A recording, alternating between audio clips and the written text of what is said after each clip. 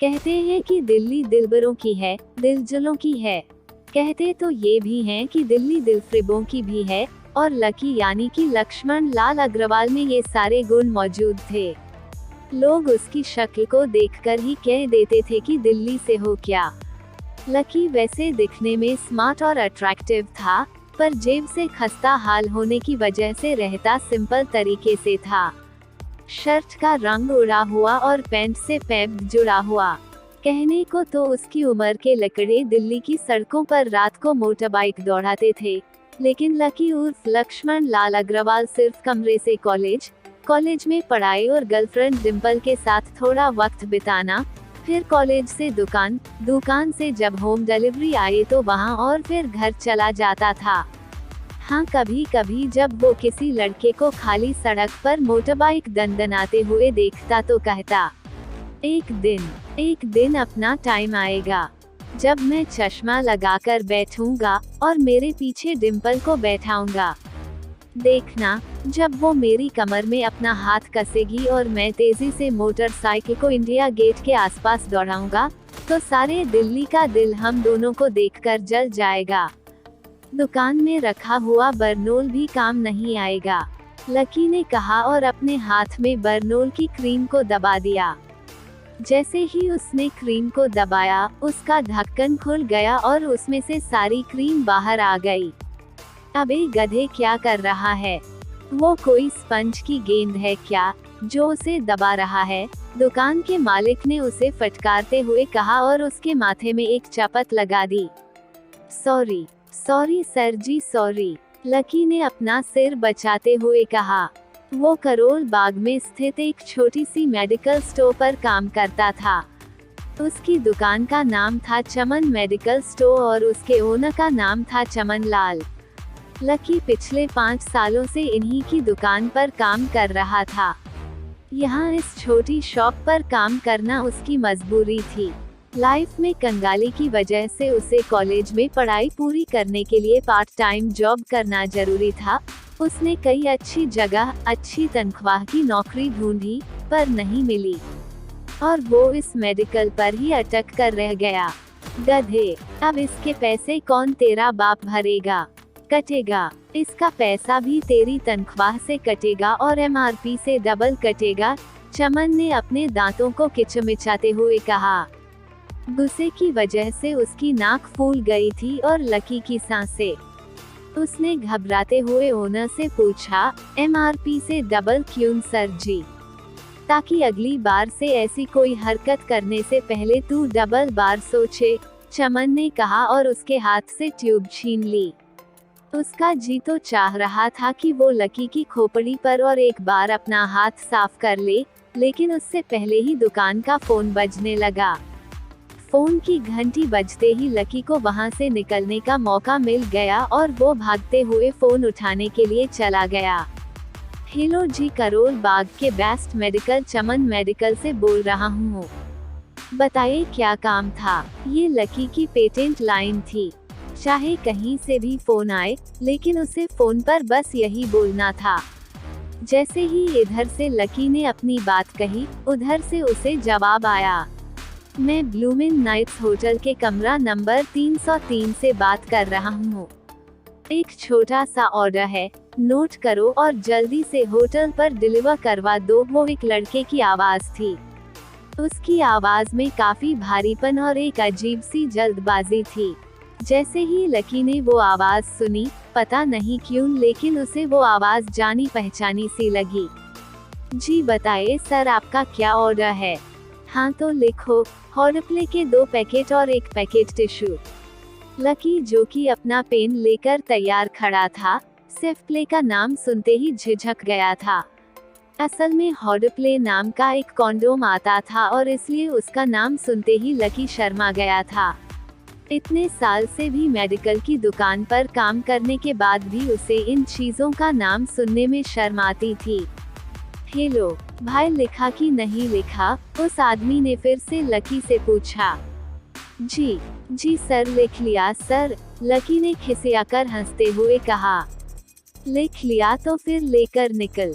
उस लड़के ने कहा। उसकी आवाज सुनकर ही ना जाने क्यों ऐसा लग रहा था कि वो कोई बहुत बड़ा आदमी था।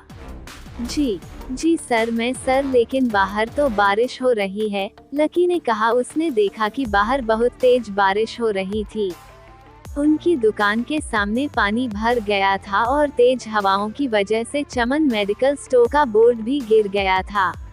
लकी को लग रहा था कि वो इतनी तेज बारिश में अभी एकदम से तो वो नहीं निकल पाएगा, तो उसने उस लड़के को समझते हुए कहा, सर मैं आपका ऑर्डर ले तो आऊंगा, पर थोड़ा टाइम लगेगा, बारिश थोड़ी थम जाए। आप इससे पहले वो कुछ आगे बोल पाता, फोन पर लड़का बोल पड़ा, तुम्हारे मालिक को पता है कि तुम मल्होत्रा जी के लड़के को मना कर रहे हो, बहस मत करो। हाँ पता है बारिश हो रही है, इसलिए सारा सामान अच्छे से थैली में पैक करके लाना, और लेट नहीं होना चाहिए, समझे, उस लड़के ने कहा। और इससे पहले कि लकी आगे कुछ कह पाता, उसने फोन काट दिया था। उधर से लकी के दुकान का ओनर उसे घूर कर देखे जा रहा था। लकी के हाथ में पेन और पेपर देखकर ही वो समझ गया था कि उसके पास कोई ऑर्डर आया था। आज वैसे भी इतनी बरसात होने की वजह से सुबह से इक्का दुक्का ग्राहक ही दुकान पर आए थे। ऐसे में उसकी दुकान का मालिक एक भी ऑर्डर को छोड़ना नहीं चाहता था। वो लकी को देख रहा था और लकी बारिश की ओर देख रहा था। बारिश का बहाना नहीं चलेगा, जाना पड़ेगा, चमन लाल ने कहा। मैं बहाना नहीं कर रहा, थोड़ी बारिश धीमी हो जाए तो मैं चला जाऊंगा। अभी आप खुद ही देखिए कितनी तेज बारिश है। वो पता नहीं कोई मिस्टर मल्होत्रा का बेटा कुछ ज्यादा ही जल्दी में था। सर जी, मैं साइकिल से तो पहुंच ही नहीं पाऊंगा इतनी जल्दी, लकी ने उनकी ओर देखते हुए कहा। क्या कहा? मिस्टर मल्होत्रा का बेटा, तू मेरी दुकान बंद करवाएगा क्या? अभी के अभी निकल उनका ऑर्डर लेके, वो हमारे बहुत पुराने कस्टमर हैं, चमन ने कहा। पर लकी ने कहा ही था कि चमन बोला, पर वर कुछ नहीं, तू मेरी मोटरसाइकिल ले जा, उन्होंने गुस्से में कहा। अरे सर जी, 200 के ऑर्डर में मुश्किल से 40 रुपए बचेंगे, इससे 3 गुना का तो पेट्रोल ही लग जाएगा, और अगर गाड़ी रास्ते में बंद हो गई तो और खर्चा, लकी ने समझाते हुए कहा। वो जानता था कि उसका मालिक इन सब बातों पर ध्यान नहीं देने वाला था। चमन लाल बोला, कोई बात नहीं, तू जा, चाहे जो हो जाए, ग्राहक नाराज नहीं होना चाहिए, और वो तो मल्होत्रा जी का बेटा है। चमन लाल ने मोटरसाइकिल की चाबी लकी की ओर उछालते हुए कहा। लकी ने चाबी ली। उसे देखकर उसके अंदर मिक्स फीलिंग्स आई। एक तो वो खुश हुआ कि बड़े दिनों बाद बाइक चलाने मिलेगी, पर वहीं दूसरी तरफ दुखी इसलिए हुआ कि बाइक मिली भी तो ऐसी तेज बारिश में, अगर खराब हो गई तो इसकी चपत भी उसके सर ही पड़ेगी। वो मुंह लटकाकर रेनकोट और हेलमेट पहनते हुए वहां से निकल गया। बाहर आके बाइक को देख के लकी ने मन में सोचा, चलो ठीक है, जो होगा देखा जाएगा, कम से कम बाइक चलाने मिल रही है। दरअसल लकी इतने साल काम करने के बाद भी अपने लिए एक मोटरसाइकिल भी नहीं खरीद पाया था। लकी की तनख्वाह ही इतनी भर थी कि सिर्फ उसके कमरे का किराया, उसकी साइकिल में डालने वाली हवा का खर्चा, बिजली पानी का बिल और डिम्पल के साथ महीने में 1-2 बार बाहर खाने का खर्चा ही निकल पाता था। उसे डिम्पल की कही बात अक्सर याद आती थी। लकी, अगर अगले 2 महीने में बाइक नहीं खरीदी ना, तो मैं तेरे से ब्रेकअप कर लूंगी देखना। असल में डिम्पल को लकी के साथ बाइक पर घूमने की बड़ी तमन्ना थी। लकी की इस उजाड़ जिंदगी में वही तो एक थी, जिसके लिए जिंदा रहने को उसका जी चाहता था। जब भी वो उससे बाइक की बात करती, तो लकी डिम्पल की इस बात को हंसकर टाल देता था। वो अपने मन में इस बात को अच्छे से जानता था कि डिम्पल उससे बहुत प्यार करती थी और वो उसे कभी छोड़कर नहीं जा सकती थी। वो दोनों एक दूसरे में ऐसे घुले मिले थे, जैसे बादल में बरसात घुल जाती थी। लकी को डिम्पल बहुत पसंद थी और वो उसके लिए दुनिया जहां की खुशियां खरीद कर ला देना चाहता था। वो चाहता था कि एक दिन वो डिम्पल को प्लेन में बैठाए, लेकिन उसके ये सब ख्वाब इस कम तनख्वाह की नौकरी की वजह से तो कभी पूरे नहीं होने वाले थे। पर आज उसके पास मौका था। वो डिम्पल को अपने साथ इस बारिश में राजपथ घुमाना चाहता था। वो उसे दिल्ली दिखाना चाहता था। चमन लाल को देने के लिए उसने पहले से बहाना सोच रखा था। बस जल्दी से वो ये डिलीवरी देकर सीधे डिम्पल के पीजी पर ही जाने वाला था।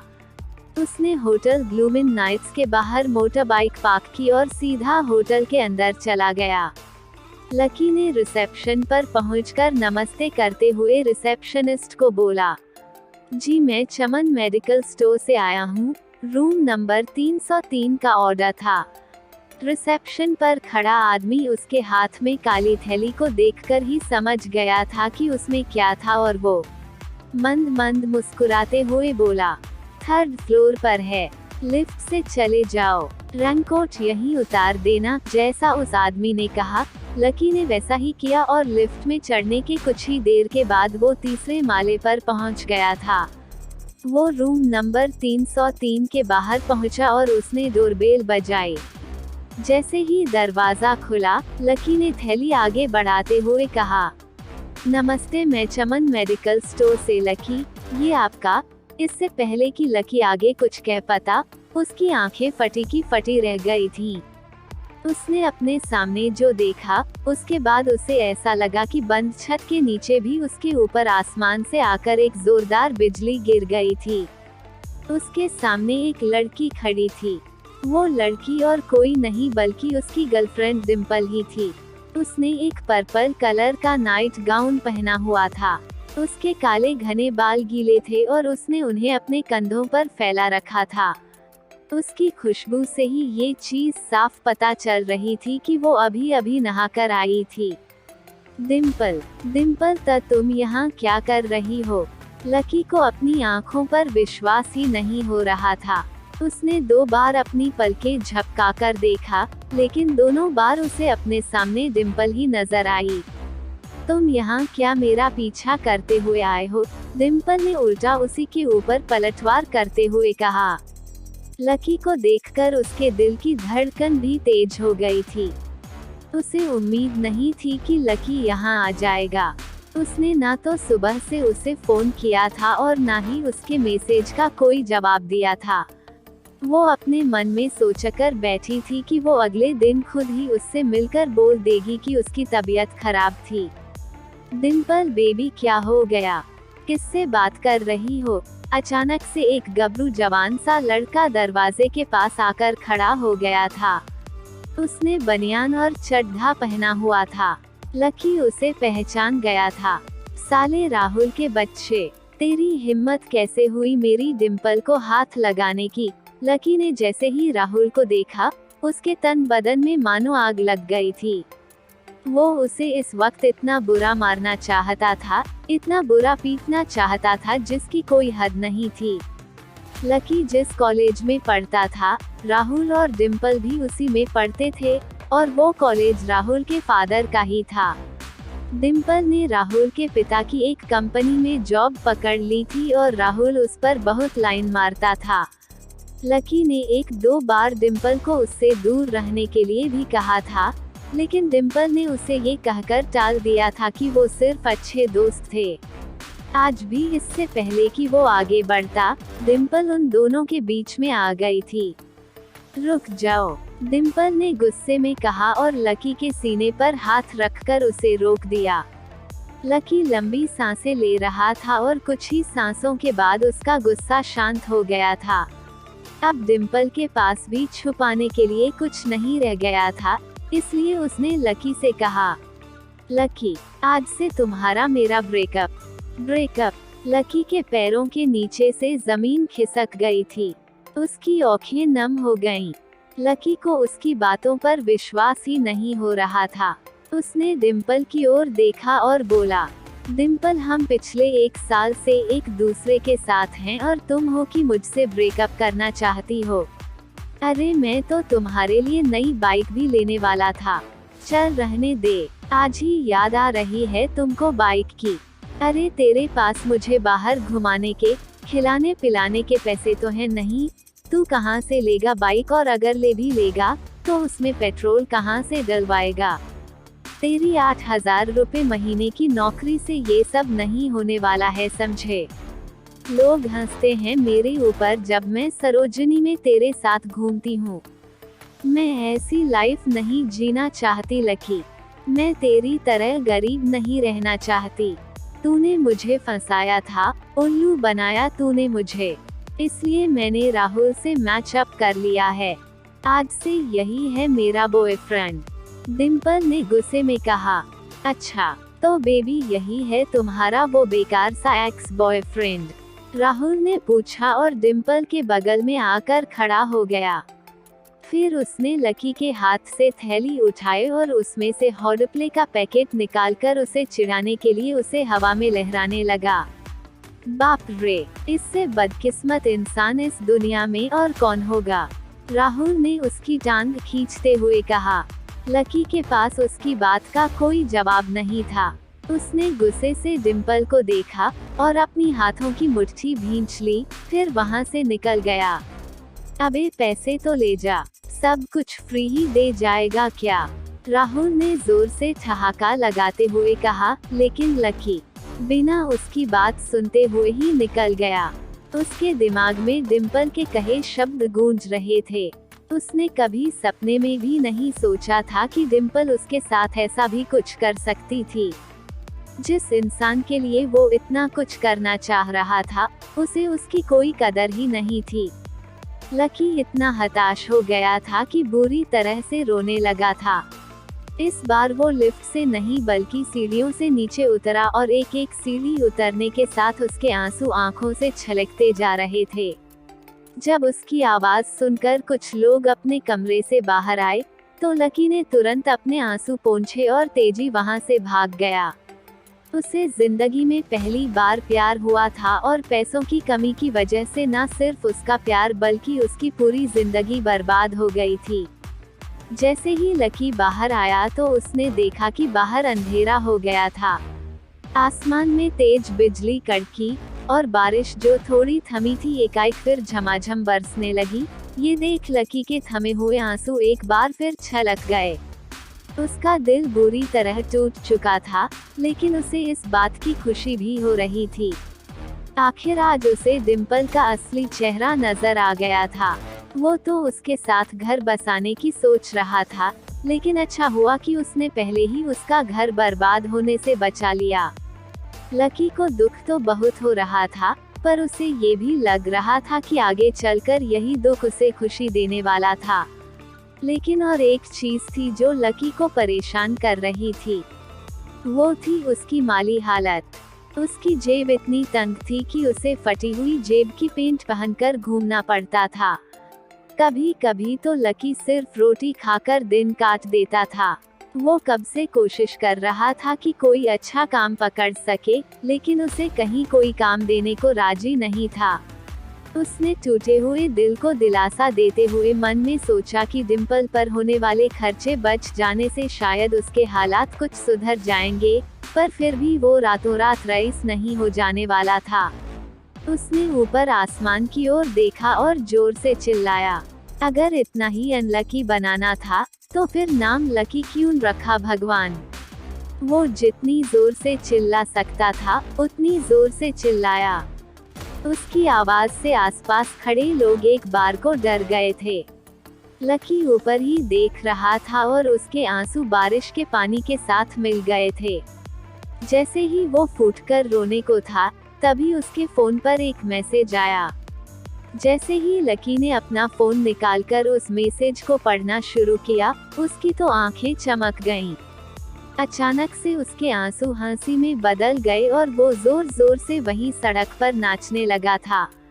उस मैसेज में लिखा था, परिवार की रिसर्च और परिवार के निर्णय के हिसाब से अग्रवाल परिवार का वारिस लक्ष्मण लाल अग्रवाल उर्फ लकी ने गरीबी अभ्यास की परीक्षा को पास कर लिया है और आज से ही वो उस जमीन और उस जायदाद का मालिक हो जाएगा जो परिवार ने उसके नाम कर रखी थी।